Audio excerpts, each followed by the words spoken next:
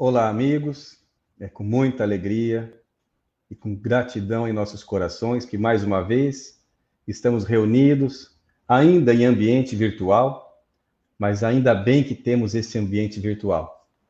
Nos reunimos mais uma vez, como em todo domingo, aqui nas redes sociais do Centro Espírita Joana d'Arc.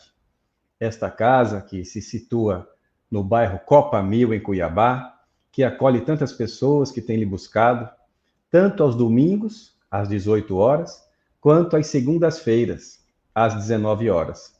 Tanto nos domingos às 18, como nas segundas-feiras, às 19, nós temos a nossa reunião pública, momento em que recebemos todas as pessoas que buscam o Centro Espírita para ter o seu alívio, a sua orientação, o seu momento de aprendizado, de compartilhamento de emoções, de reflexões, de preces.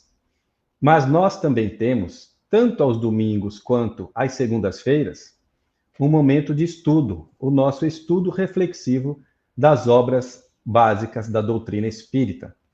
Aos domingos, nós nos encontramos às 16 horas, um encontro de 1 hora e 30 minutos. E, às segundas-feiras, nós nos encontramos às 18 horas.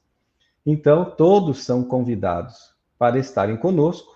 Nestes momentos ainda da pandemia, nosso encontro é virtual, mas não deixa de ser o encontro do coração, o encontro da inteligência, enfim, uma oportunidade de estarmos juntos, como Jesus nos ensinou, com Ele dentre nós. Neste domingo, em especial, nós temos a presença logo mais, aqui conosco, de Arthur Valadares, que já está aqui prontinho para entrar no ar daqui a pouco ao vivo. Trata-se de um cara sensacional. Eu sou fã dele e disse isso para ele agora há pouco.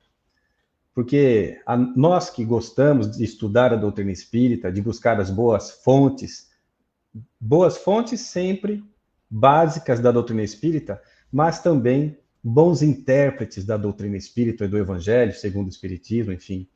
Nós ficamos assim, abastecidos, agradecidos, quando temos uma pessoa que se dedica tanto ao estudo, com seriedade, com firmeza e com amorosidade, ajudando-nos a nos autoajudar, fazendo com que o Evangelho seja o nosso verdadeiro psicólogo, o nosso orientador da nossa conduta.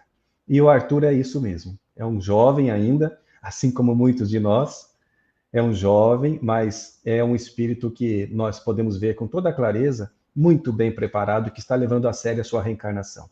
Vai estar conosco daqui a pouco, falando sobre o cristianismo e a diversidade, o respeito a diversidades. Como todas as vezes nós fazemos, vamos ver uma mensagem, um trechinho de uma mensagem, e fazemos a nossa prece de abertura. Logo na sequência, Arthur entrará ao vivo para fazer a sua palestra, e no encerramento da palestra, ele também já fará a prece. Nessa prece, todos nós unidos em oração, irradiando as nossas energias, sobretudo nesses momentos em que não temos o passe presencial, a fim de que todos os nossos lares também sejam beneficiados. Hoje de manhã estava lendo um trecho do livro Vivendo com Jesus, esse livro aqui, ó. Vivendo com Jesus, de Amélia Rodrigues, psicografia do nosso amado Divaldo Franco. E tem 2 trechinhos aqui que nós separamos para a nossa leitura de hoje. Oportunamente, enquanto cariciosa brisa perpassava pela praia, ele, Jesus, surgiu e assentou-se na barca de Simão, cravada nas areias de seixos miúdos e negros, destacando-se em silhueta emoldurada de luz que fascinava os súditos do seu reino em construção na terra. E porque muitos interessados se lhe acercassem, ele pôs-se a cantar parábolas. E disse Jesus: o reino dos céus é semelhante ao homem que semeou a boa semente no seu campo. Mas dormindo os homens, veio o seu inimigo e semeou joio em meio do trigo e retirou-se. E quando a erva cresceu e frutificou, apareceu também o joio. Mateus capítulo 13, versículos 24 a 26. No silêncio que se houvera feito natural, alguém, desarvorado, gritou: Rabi, tem piedade de mim que tenho fome. E Jesus disse então, mais um trecho da parábola: O reino dos céus é semelhante ao grão de mostarda, que o homem, pegando nele, semeou no seu campo, o qual, realmente, é a menor de todas as sementes, mas crescendo é a maior das hortaliças, e faz-se uma árvore, de sorte que vêm as aves do céu e se aninham nos seus ramos. Mateus, também capítulo 13, versículos 31 e 32. E ainda diz Amélia Rodrigues: O homem sábio planta as sementes do trigo sem temer o joio infeliz. Sem temer o joio infeliz. Porque o separará no momento da ceifa, sem nenhum prejuízo para a produção. De igual maneira, semeia também as pequenas obras, quais se fossem grãos de mostarda, confiando na sua fatalidade de crescimento e de produção, sem qualquer receio, e aguarda o momento feliz de vê-la crescida e transformada em agasalho de aves dos céus. Com essa leitura, que nos convida a semear sempre em nossas vidas, em nossos corações, sem querer esperar recompensas e nem reconhecimento de ninguém, mas agindo de acordo com a nossa verdade, com as nossas consciências, nós convidamos todos nesse momento a fecharmos os olhos e nos elevarmos em pensamento. Senhor Jesus, luz das nossas vidas, luz que nos aquece a alma e também que nos indica o roteiro seguro da autenticidade cristã, de vivermos a nossa verdade, de vivermos de acordo com aquilo que nos faz bem. Mestre amigo, agradecemos pela bênção de termos o Evangelho Redentor, ajudando-nos a vivenciar as provas, a expiar, reparando. Agradecemos, Senhor, pelo aprendizado constante, pela possibilidade de aprender a perdoar a nós mesmos, mas também de oferecer a outra face, a face da razão, do bom senso, daquilo que fala o nosso coração. Agradecemos pelas bênçãos, Senhor, e neste momento, pela oportunidade de estarmos virtualmente, sim, unidos em Teu nome, por sentirmos a Sua presença em nossos lares, em nossos corações. Pedindo, Senhor, que abençoe todos nós que estamos conectados nesse momento, ao vivo, outras pessoas que venham a assistir este vídeo. Agradecemos, Senhor, pelo Centro Espírita Joana d'Arc, que mesmo em momentos de pandemia continua semeando luzes, seja pelo Facebook, pelo Instagram, YouTube, semeando luzes para aqueles que queiram, nesta fonte, matar a sua sede.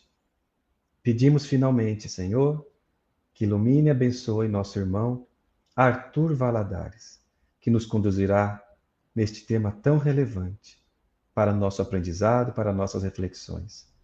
Enfim, pedimos, Jesus, ajuda-nos a sermos instrumentos da sua paz, onde quer que estejamos. Que assim seja. Amigos, então, passamos a palavra ao nosso convidado de hoje. Seja bem-vindo, Arthur. Uma ótima palestra para você. Obrigado, meu amigo. Uma boa noite para todos que nos acompanham. Um fraterno abraço a todos os amigos aí do Joana d'Arc, de Cuiabá, ao Nestor, que fez a abertura, ao querido amigo Tiago, que nos estendeu o convite, que está aí nos bastidores, a todos os membros, frequentadores da casa, amigos aí do Mato Grosso, do Brasil e de todas as partes.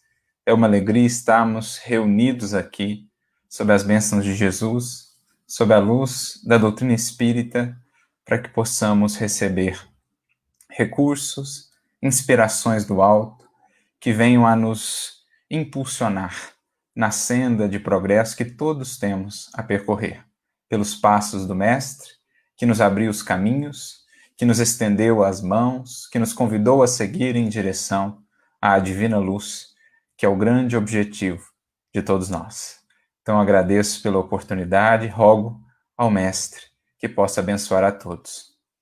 O tema que nos foi proposto nesta noite, o cristianismo e o respeito à diversidade humana, é dos mais importantes porque vai tratar mesmo do próprio cerne da mensagem do Evangelho, da boa nova de Jesus, essa força poderosa e vigorosa da mensagem do Cristo, que é congregadora de corações. Esse laço que ela vai estabelecendo, a mensagem do Cristo, entre os corações, entre os indivíduos, os mais diversos, em termos de experiências, de lutas, de caminhada, para que assim, unidos por esse fio invisível, intangível, mas indestrutível do amor, possa aos poucos se estender no mundo o reino de Deus. No momento em que vivemos ainda tantas lutas, tantos desafios, tantas dores, oriundos dos preconceitos, da intolerância, preciso se faz, meditemos sobre esse cerne do Evangelho, a humanidade, o amor que consegue enxergar a unidade na diversidade das experiências, das lutas, das condições, das propostas de trabalho. E essa a grande mensagem que Jesus vem trazer, então, quando esteve entre nós, no momento em que essas divergências, em que a intolerância, em que o preconceito, seja ele cultural, étnico, de gênero, nas suas mais variadas expressões, era ainda tão mais ferrenho, ainda tão mais ferino, agressivo. Eis que surge, então, Mestre Divino, a nos falar de uma paternidade comum, a nos falar dessa possibilidade que será a realidade do porvir, em que todos os homens, mulheres, todos os seres humanos que aqui vivemos, habitamos e lutamos, um dia partilharemos da mesma mesa do banquete divino da fraternidade. Como ele mesmo nos dirá em uma de suas parábolas conhecidas, a parábola do banquete, quando ali em Mateus 22, por exemplo, nos diz que seriam chamados os indivíduos de todos os caminhos, de todas as encruzilhadas, porque todos haveriam de partilhar ou receber o convite para poder adentrar nessa grande festa do rei. Em outro momento mesmo, ele diria, em Lucas 13, 29, que neste reino, neste banquete, para ele viriam indivíduos de todas as partes, do Oriente, do Ocidente, do Setentrião ou do Meio-Dia, que era uma outra maneira de dizer do Norte, do Sul, ou seja, dos quatro cantos da terra, de todos os povos, de todas as culturas, a esses todos, o seu reino, o seu convite para a festa do amor, da fraternidade e do bem foi estendido. Eis que a humanidade ainda não tem compreendido muito ao certo ou em profundidade a proposta do seu convite, mas já vemos, felizmente, alguns corações que têm elaborado nesse campo por vencer as barreiras, por destruir os muros, edificando as pontes que, enfim, congregam os corações para essa festa de uma humanidade feliz, de uma humanidade unida, de uma humanidade una, mas não uniforme, porque aprenderá então a encontrar justamente a beleza da diversidade na unidade do amor, da nossa humanidade, que nos faz todos irmãos, filhos de um mesmo Pai Criador. Então talvez essa seja uma das forças mais poderosas, mais impactantes da mensagem de Jesus, ainda hoje em nosso tempo, mas especialmente também naquele tempo em que a trouxe, como dizíamos, um tempo marcado por tantas exclusões, por tanta violência, por tantas diferenças que geravam segregação, que geravam perseguição, que geravam dores, que geravam lágrimas.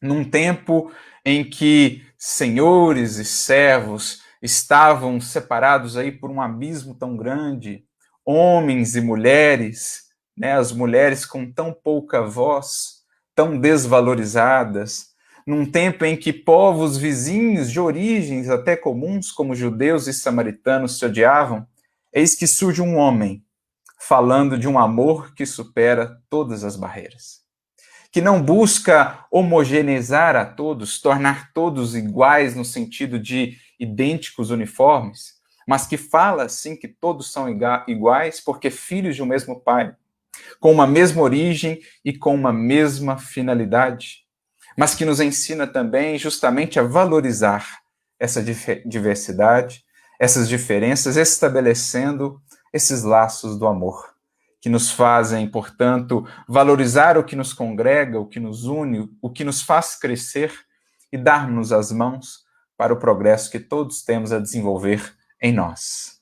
Quão impactante, portanto, não foi essa mensagem daquele jovem galileu, desprezado inclusive pela sua origem, desprezado pelos próprios judeus, que, tendo origens em comum ali com os galileus, não os valorizavam, pelo contrário, que de bom poderia vir da Galiléia, diriam eles.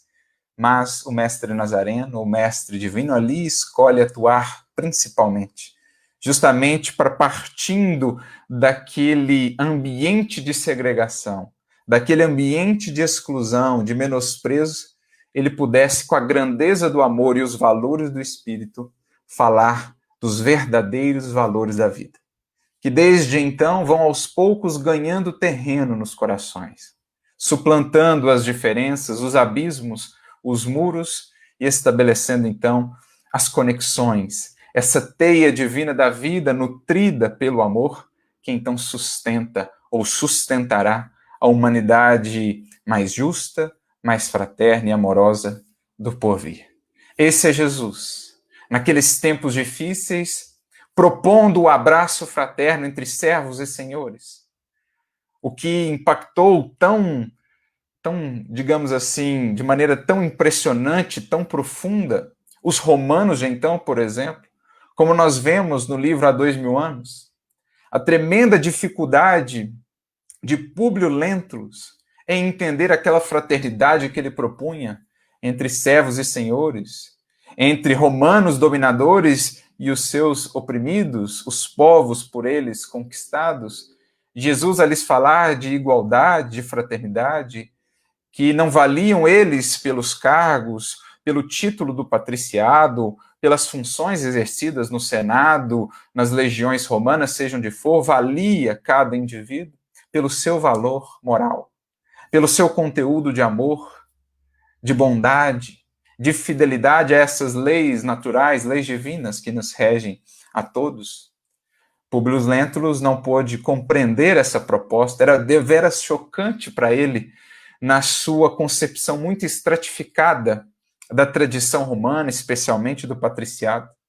Sua esposa, porém, Lívia, pôde compreender e abraçou-se, então, a essa proposta de fraternidade, unindo seu coração no seio do cristianismo, dos seus companheiros de seara cristã, abraçou-se a essa proposta de universalidade do Mestre, tendo aquele carinho, aquela postura para com Ana, vestindo depois a vestimenta de servo e partilhando com os sofredores o círculo do martírio, onde pôde entregar o seu mais alto óbolo de renúncia a Jesus. Então é isso que o Mestre propunha.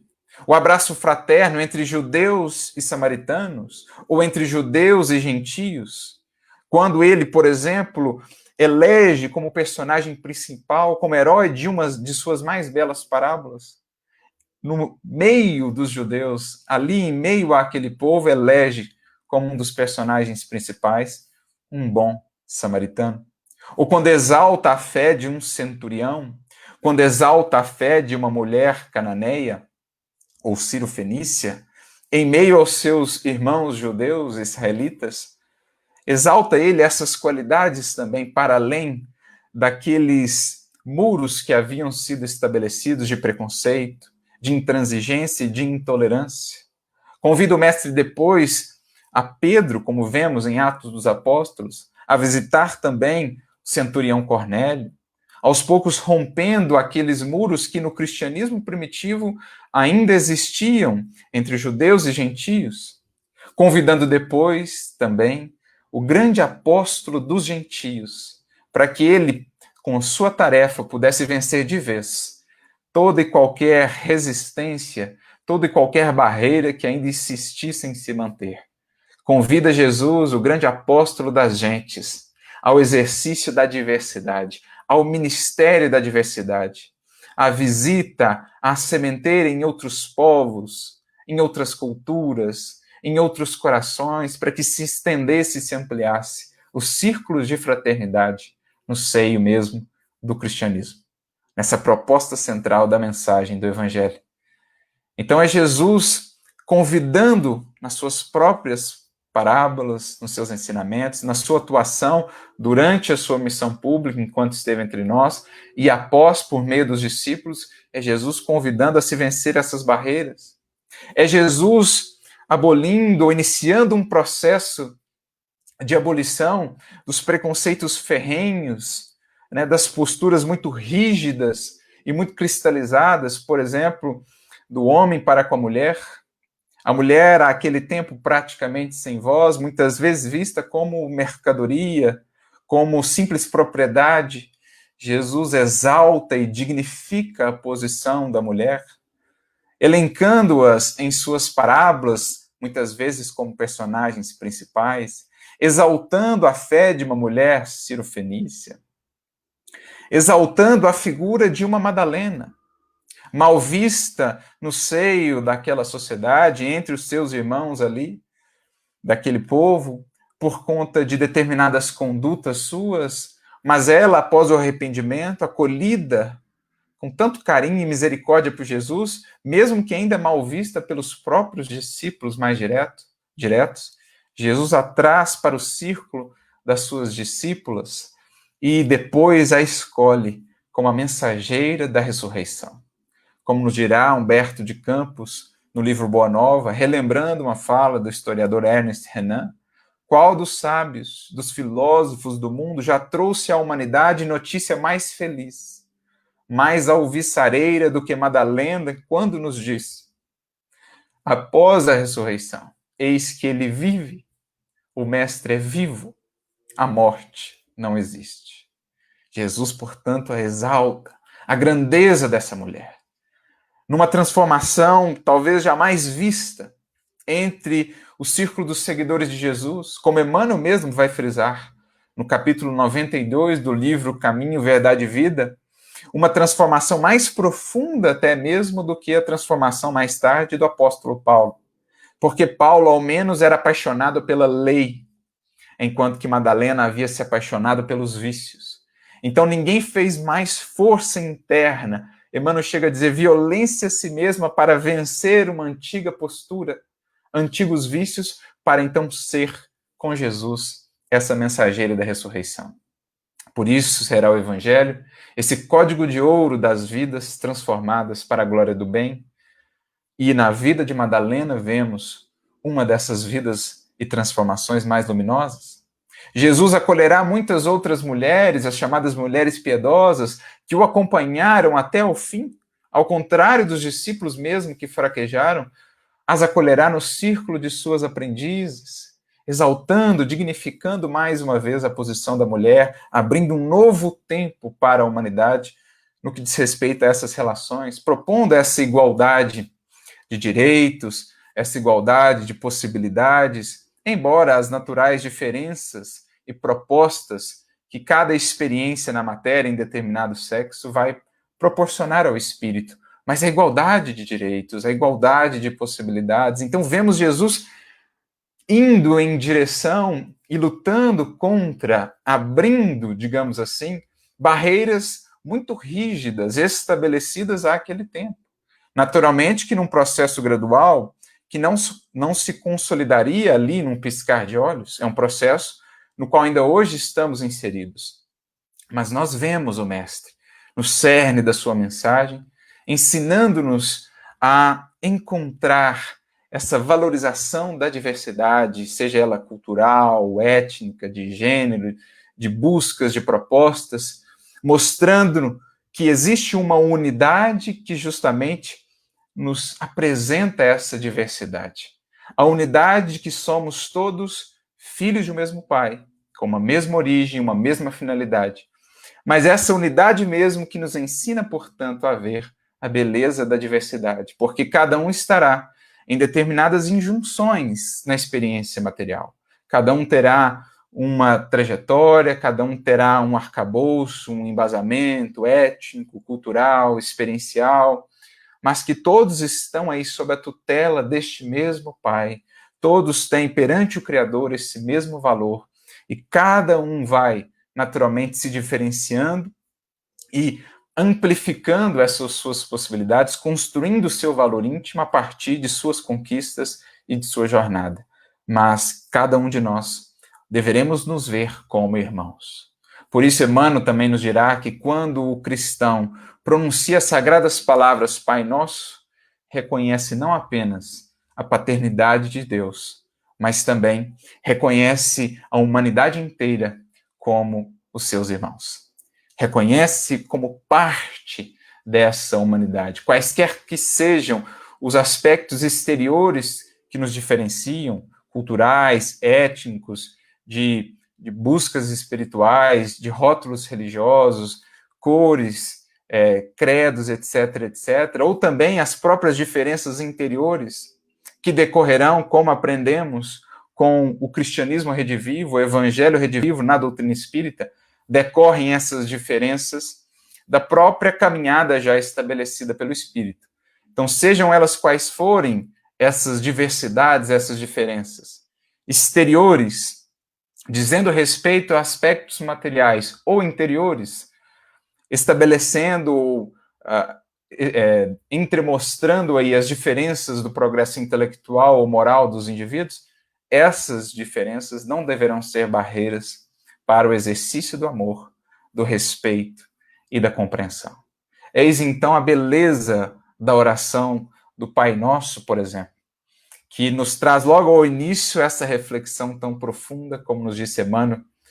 Ao pronunciarmos essas sagradas palavras, não apenas reconhecemos essa paternidade divina, esse Pai que é também providência, esse Pai que é acolhedor, esse Pai que faz com que o seu sol se erga sobre maus e bons e a sua chuva caia sobre justos e injustos, reconhecemos não somente essa paternidade, mas também os laços de fraternidade que nos unem a todos na humanidade, na grande família humana.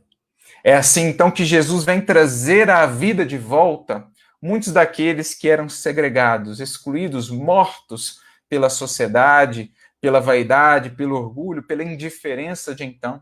Jesus vem insuflar vida em todos, dar a todos o direito de existir, de crescerem, de progredirem.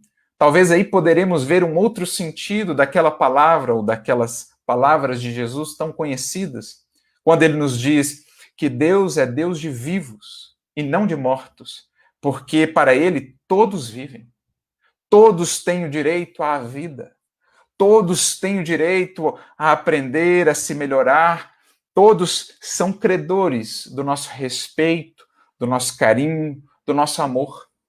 Mesmo aqueles que muito se equivocam, é o que Jesus há de nos ensinar, quando nos impele inclusive a caridade para com os criminosos, assim como a teve na cruz para o ladrão, assim como a teve para com Judas em seu tropeço, para com Pedro em suas falhas, para com todos aqueles que buscaram, Jesus nos convidará a amar, a entender, fazer o esforço de compreensão até mesmo àqueles que nos ferem. Amai os vossos inimigos, orai pelos que vos perseguem, estender as mãos àqueles que afastaram-se da proposta divina, da lei natural, do bem, do amor, prejudicando a si mesmos em primeiro lugar e a outros, a sociedade, até mesmo a esses, Jesus nos convidará a respeitar. Tem eles também o direito à vida. Daí a completa impossibilidade, a completa incoerência em, por exemplo, se defender a pena de morte. Se o mestre nos diz que todos deverão estar vivos para aprender, para se renovar, Deveremos, sim, estabelecer meios de os amparar, bem como de evitar que os seus equívocos, os seus excessos venham a prejudicar a outros, a terceiros, a sociedade, mas num sentido educativo, num sentido regenerativo, num sentido curativo. Deveremos aprender a separar com Cristo pecado do pecador, o espírito mortal da condição transitória, muitas vezes em que se encontrará no mal, e ampará-lo a se reerguer, a se reencontrar, a iniciar o seu processo de cura.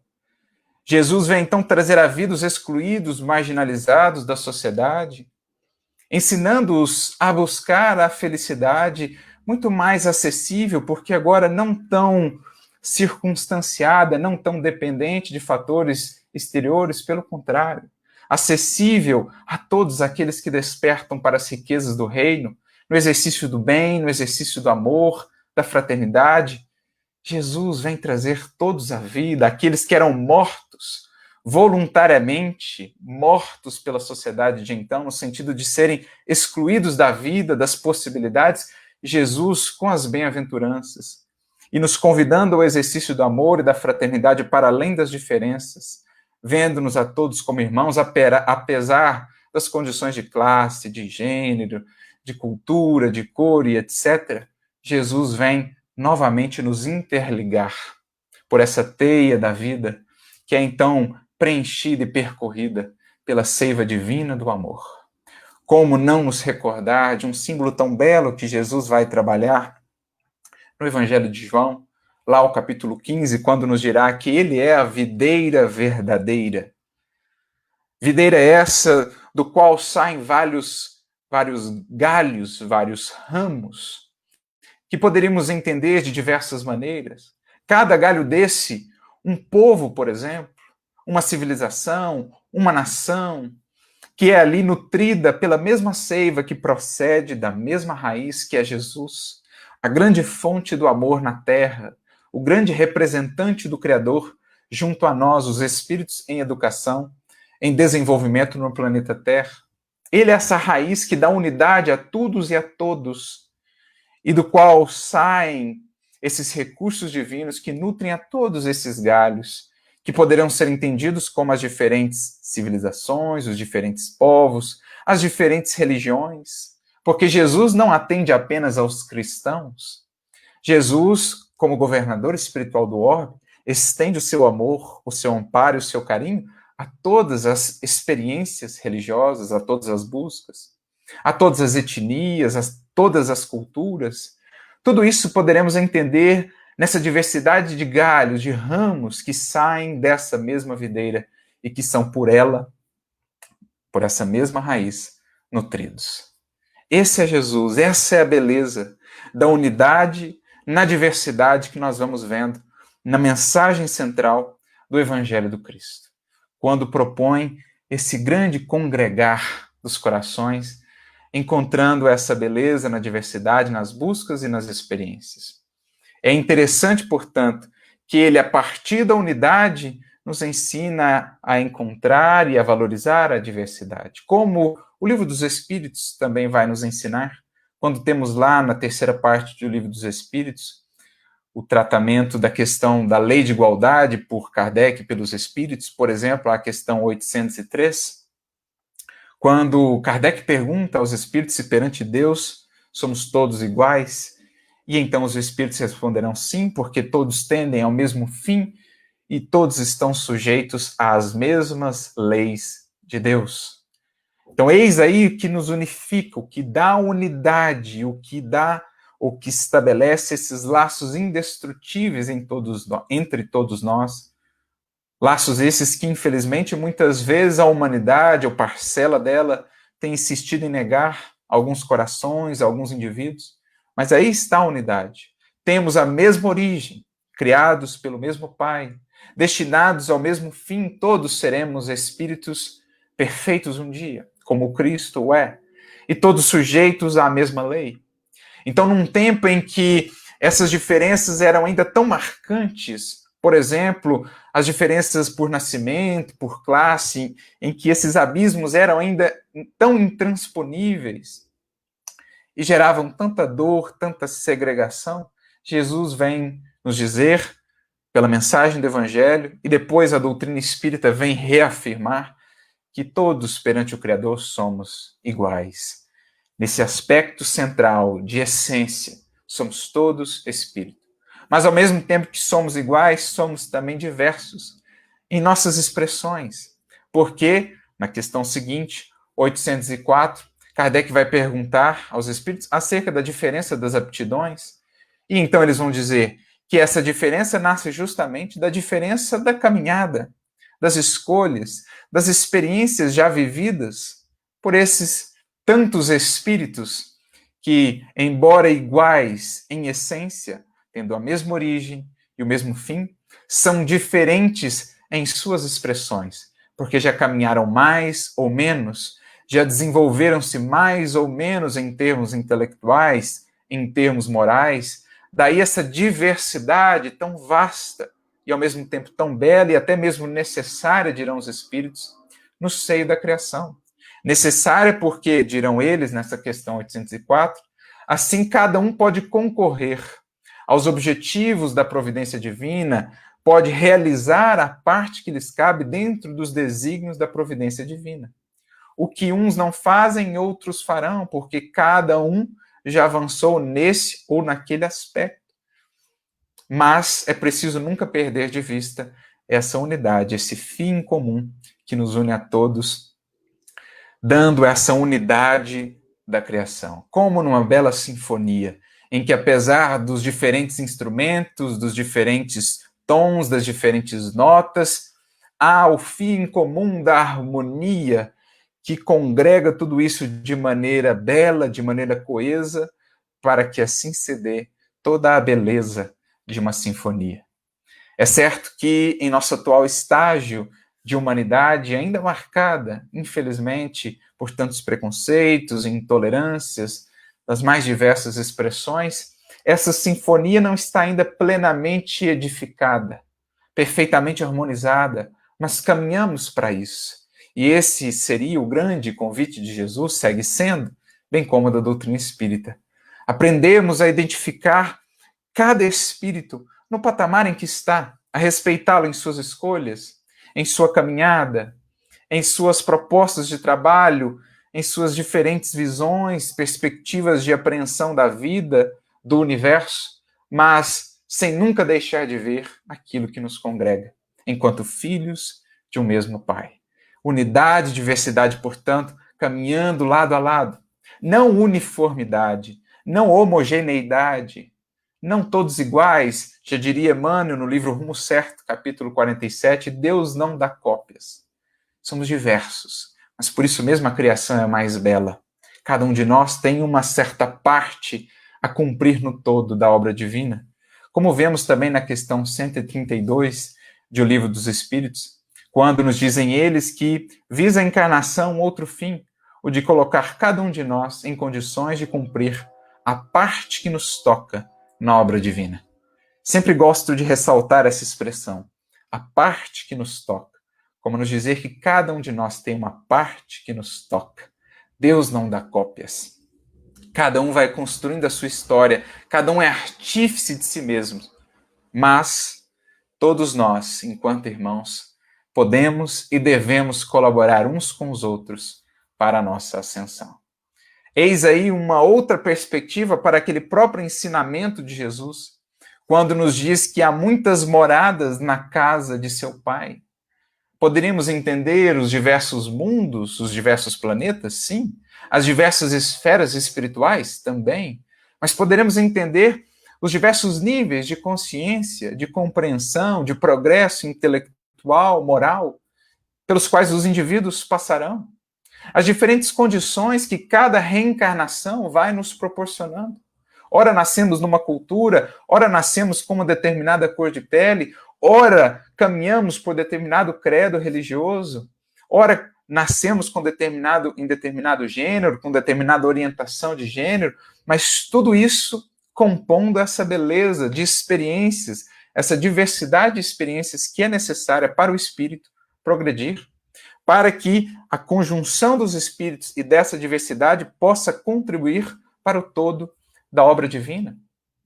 Por isso a doutrina espírita, em projetando luzes ainda mais intensas sobre o Evangelho de Jesus, vem nos trazer uma chave tão fundamental para entendermos a questão da diversidade e para estabelecermos em nós, de uma vez por todas, essa compreensão da diversidade, rompermos com quaisquer preconceitos ou intolerâncias que porventura ainda venham a existir.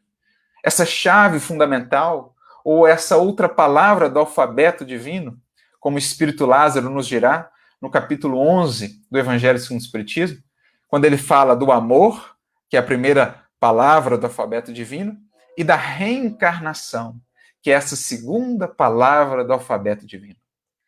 Palavra fundamental, chave essencial para entendermos e consolidarmos de uma vez por todas esse respeito à diversidade. Porque pela reencarnação sabemos que já vivemos em diversos povos, culturas, experiências, e que, portanto, cabe-nos entender o valor de cada uma dessas condições em que cada indivíduo estará inserido.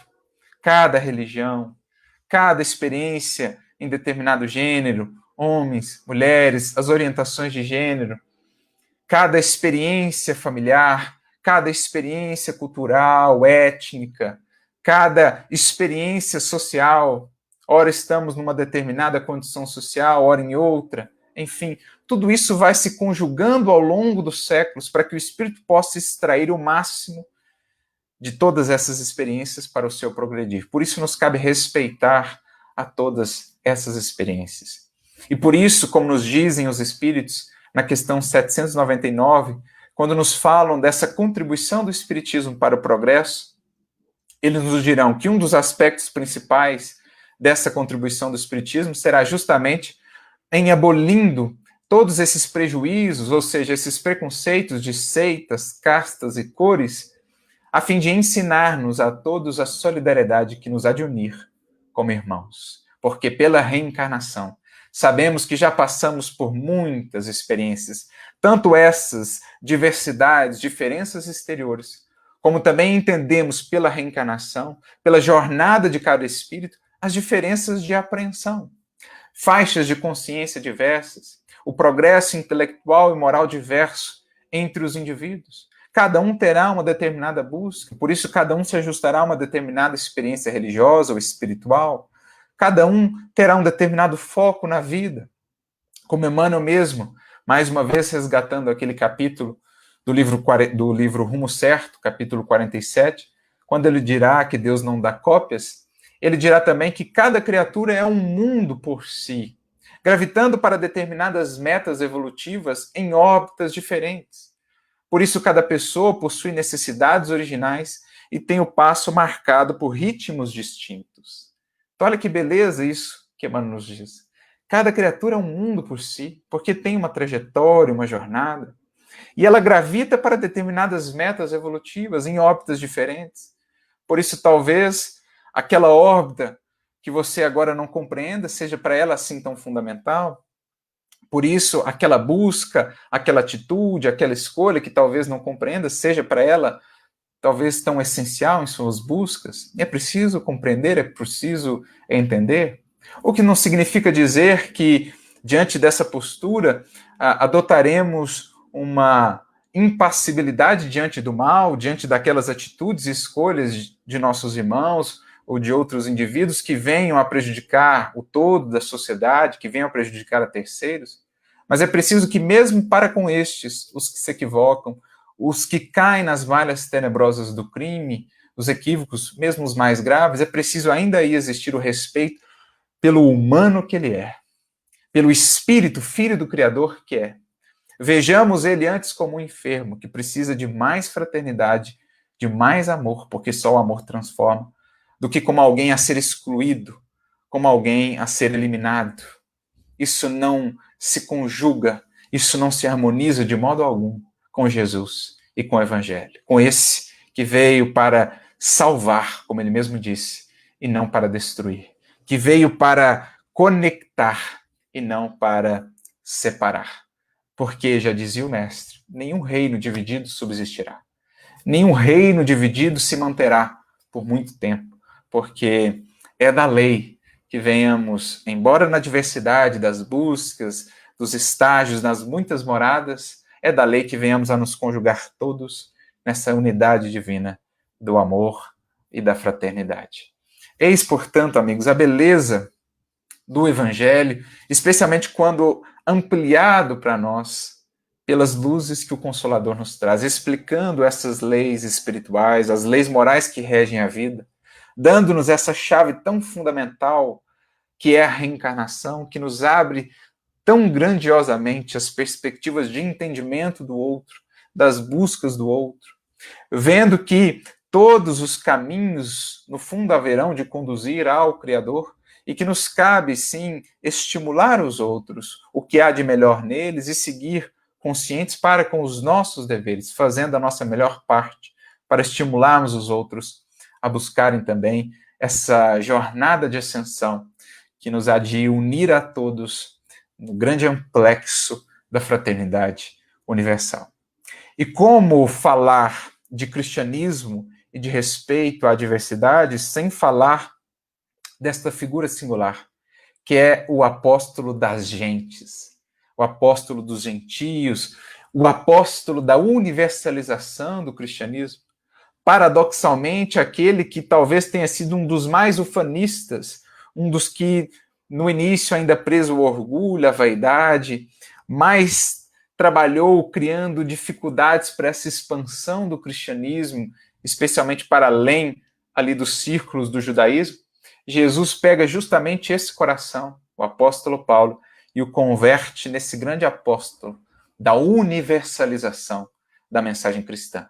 O apóstolo das gentes, dos vários povos, aquele que soube criar essas teias, como tecelão que era, bom tecelão que era, soube congregar os fios os mais diversos, diferentes povos, diferentes experiências, soube congregar isso num todo, unindo esses fios pelo amor e dando a beleza da obra do cristianismo que se espraia, então, por toda aquela região e depois para todo o mundo, espalhando essa mensagem de amor, de fraternidade, para além de classes, de gêneros, de castas, de cores, de condições, sejam elas quais forem, mostrando-nos todos como irmãos, embora as diversidades exteriores e as diversidades íntimas também, pelo quanto cada um já caminhou e consolidou em si do progresso e da evolução.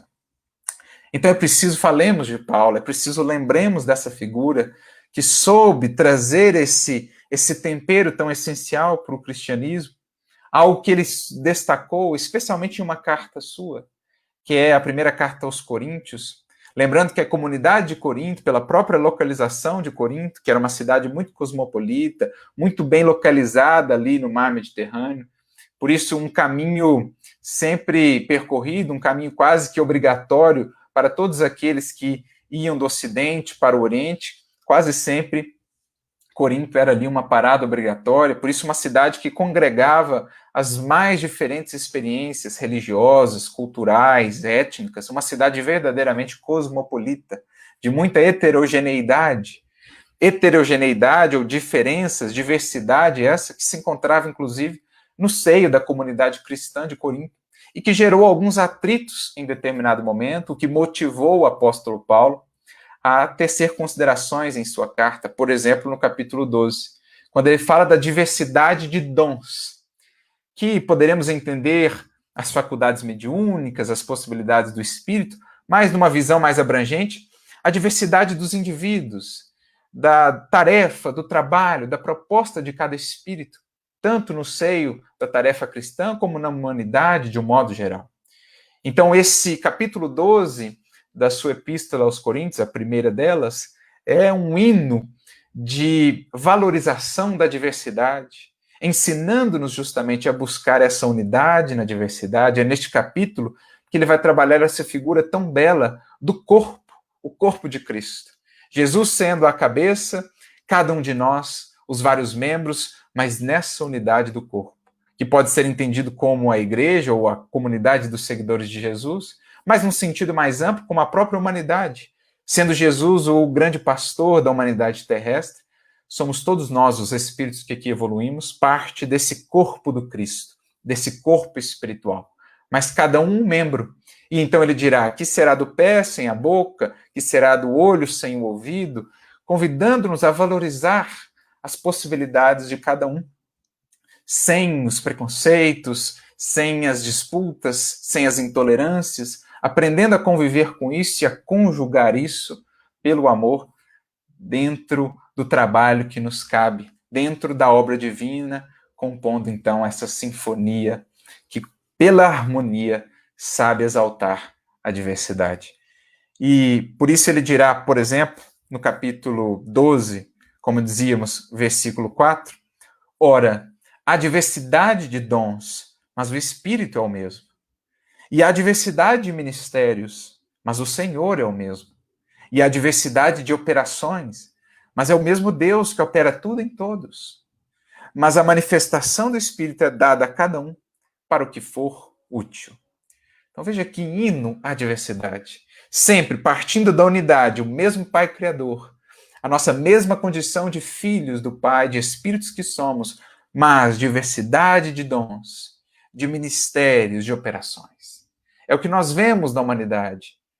Culturas diversas, caminhos religiosos, experiências espirituais diversas, mas cada espírito se adaptando a isso, segundo necessidades evolutivas, segundo propostas existenciais, segundo necessidades.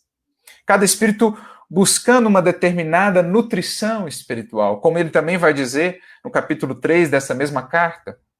Alguns já mais aptos a um alimento mais sólido, outros ainda no leite. Cada espírito buscando a faixa de nutrição que lhe cabe, que lhe é necessária no momento. Como Emmanuel também exalta no prefácio do livro Vinha de Luz. Cada ser, na caminhada da vida, busca o elemento que o possa nutrir.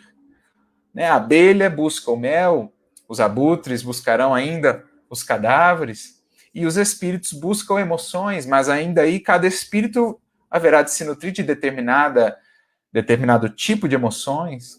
Cada espírito haverá de se nutrir de determinada parcela da verdade.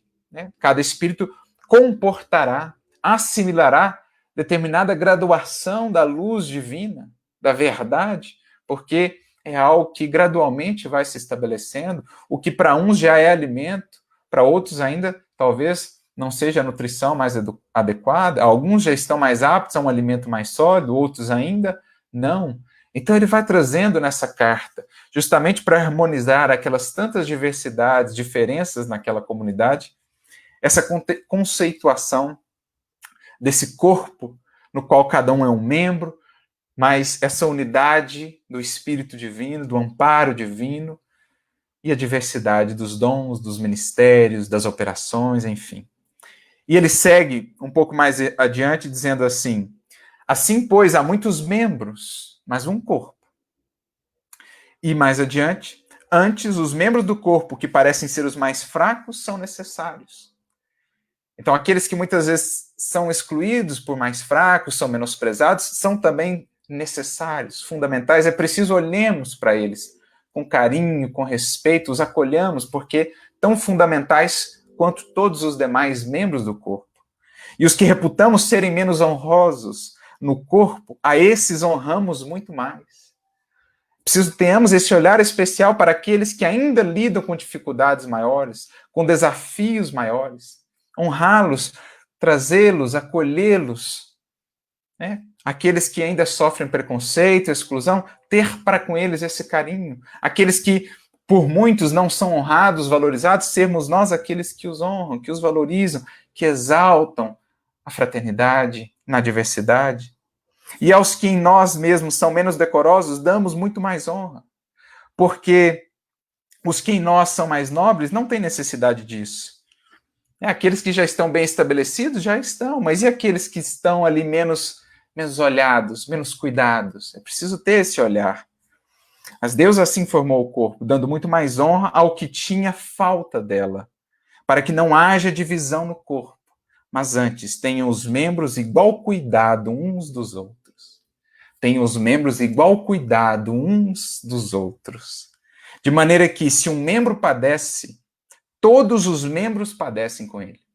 Enquanto na terra alguns forem excluídos, segregados, feridos e perseguidos, todos nós, o corpo espiritual do Cristo na terra, estaremos ainda distanciados da verdadeira felicidade e da verdadeira paz. Por isso, esse olhar de carinho, de acolhimento e de compreensão.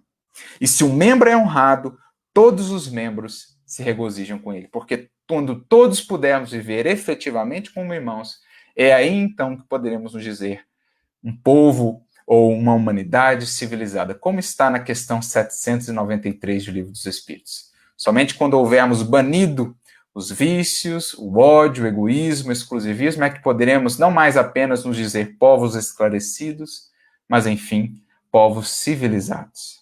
Ora, vós sois o corpo de Cristo e seus membros em particular.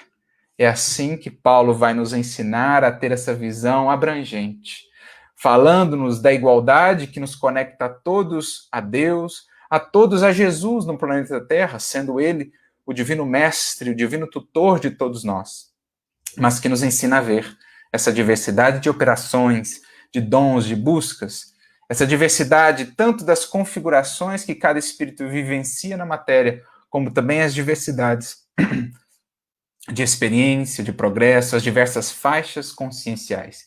E unificar tudo isso nesse corpo, tendo esses valores fundamentais como a argamassa que dá unidade a tudo isso, especialmente o valor mais fundamental do Evangelho do Cristo, que é o que justamente Paulo vai trazer no capítulo seguinte, o capítulo 13. Porque se no capítulo 12 ele fala dessa diversidade toda, no capítulo 13 ele nos dá a grande chave para aprendermos a respeitar a tudo isso e a estabelecer a harmonia entre partes tão diversas. No capítulo 13, ele nos trará talvez uma das páginas mais inesquecíveis e mais belas de toda a história da humanidade, versando justamente sobre o amor, sobre a caridade, como esse grande vínculo divino, ensinando-nos a ver para além das diferenças a unidade, ensinando-nos a conjugar na diversidade essa sinfonia que há de então de estabelecer para o futuro e desde agora uma humanidade mais justa, mais amorosa e mais fraterna. Saibamos, portanto, com Jesus, aprender a amar, porque aquele que ama educa, aquele que ama transforma, aquele que ama vence abismos, apaga ou afasta as sombras, aquele que ama desperta, mesmo aqueles mais renitentes ainda,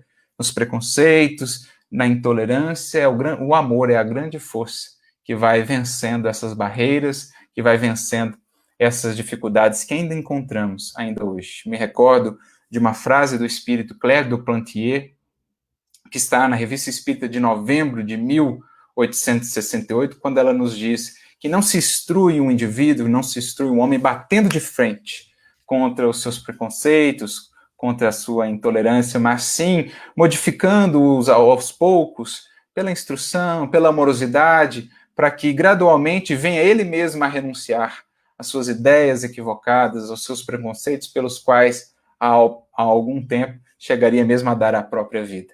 Então é um processo gradual, é acender luzes, é exercitar o amor, é essa grande força, como nos diz Paulo no seu texto inesquecível, que nos permitirá conjugar todos esses dons, ministérios, essa diversidade na grande unidade da fraternidade humana e do amor em Deus. Que Jesus nos abençoe e nos inspire a todos, que seja o Evangelho o sol de nossos caminhos, ensinando-nos a ver, para além de quaisquer diferenças, a grande expressão divina que há em cada um de nós. Muita paz e muita luz. Vamos agora à nossa oração, concluindo então as nossas reflexões. Vamos cerrar os nossos olhos, agradecer a Jesus, o Divino Mestre e amigo, pelos momentos que aqui podemos viver, de reflexão à luz do Evangelho, à luz da doutrina espírita, para que possamos, Senhor, nos engrandecer de fraternidade, de amor, de humildade, de compreensão, acendendo em nós a chama divina do amor, única capaz verdadeiramente de afastar as sombras do egoísmo, do ódio, do preconceito, da intolerância, para que assim, Senhor, educando-nos para educar, despertando para despertar, possamos colaborar para o estabelecimento no mundo do seu reino de fraternidade, do seu reino de amor. Ensina-nos, Senhor, a sermos, onde estiver, emissários seus, emissários da verdade, da luz, da compaixão, da bondade, da tolerância, da humildade, estabelecendo nos corações, a começar pelos nossos fundamentos deste reino, do qual estamos todos ansiosos. Ensina-nos, Senhor, a compreender mais, a servir mais e a exigir menos, estendendo assim pelo nosso coração, pelas nossas mãos, pelo nosso olhar, pela nossa boca, por tudo que fizermos, por tudo que falarmos, as expressões divinas do teu Evangelho, que há séculos, há milênios vem ecoando, convidando o nosso coração ao grande banquete da fraternidade do reino. Ajuda-nos, portanto, Senhor, a mergulhar mais fundo em nós, encontrando todas as barreiras que ainda existem para o amor, pondo-as abaixo, para enfim estabelecermos as pontes que nos haverão de possibilitar caminhar em direção a cada irmão, estabelecendo assim o laço definitivo e indestrutível do amor, que são, enfim, os laços que nos haverão de conduzir a Deus. Abençoa-nos com a tua paz e guarda-nos, Senhor, nela, ensinando-nos também a irradiá-la por onde passarmos, como bom perfume do seu amor. Muito obrigado, Senhor, e que assim seja.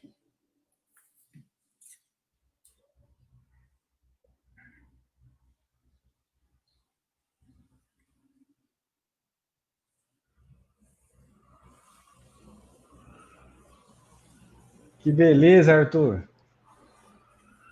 Foi muito bom. Eu estava acompanhando você aqui pelo Facebook, pessoal de todo o Brasil mandando mensagens. Muito bom, muito agradecido da sua participação. Eu agradeço, viu? meu amigo.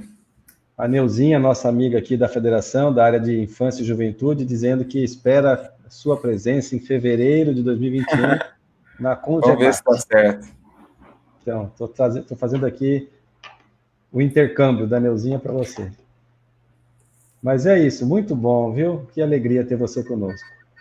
Eu que agradeço. Que Deus Olha, abençoe a todos aí. que Deus nos abençoe mesmo e seu caminho seja sempre iluminado. Estarei orando mais ainda por você daqui por diante. Obrigado, meu amigo. Obrigado, viu? Espero vê-lo pessoalmente aqui, mas pelo menos virtualmente. Tomara. Há de surgir em breve a ocasião. Estamos na torcida. Tá ótimo. Amigo, um grande abraço, viu? Um abraço. Fica com Deus. Você também. A todos os demais, muita paz. Um abração.